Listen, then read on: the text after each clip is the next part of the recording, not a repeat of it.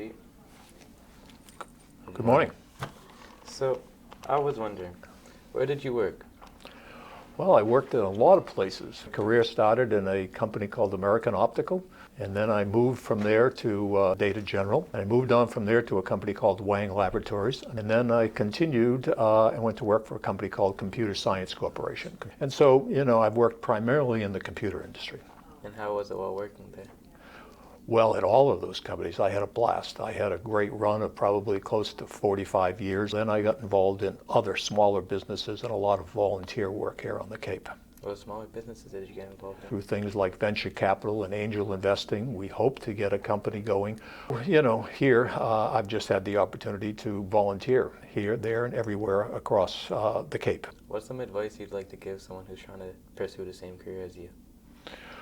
Well, one of the things, you got to get your education. You got to make sure you know how to read and write and do all kinds of good things like that. And you really have to get the basics underneath. The math, the English, the grammar that goes with it, the spelling and all those kinds of things. Later on, when you go on to advanced school, whether it's college or beyond, technical schools or whatever the case may be, then you're going to develop some skills that are very specific to where you want to go. What's some of your favorite memories from your work time?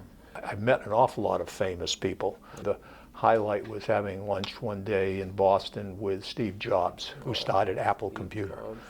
What were some of the biggest challenges you had to overcome during your career? Well, first of all, to get people.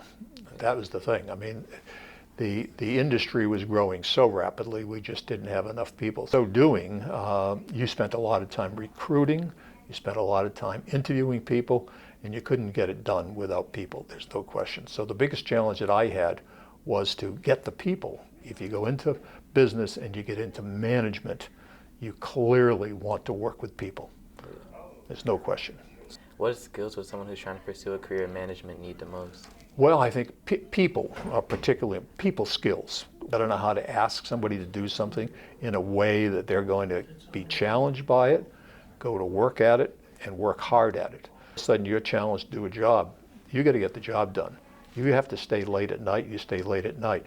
I had responsibilities that were 7/24. You had to be able to be flexible in your personal life as well as the challenge of solving problems on the fly, in a rush, in an emergency. So what classes would you recommend a high school student or college student take?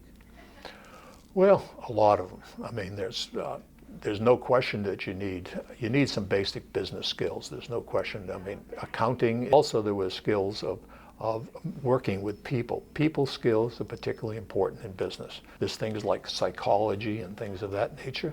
There's no question you need to have skills that allow you to interact with people in a successful way. So there's lots of things like that you learn. You learn a lot of it on the fly, but there's also courses in college that you would need to take. Right. And that's all I had for you today. Thank you for Okay. your time. Well, my pleasure. Good luck. Good luck with your project.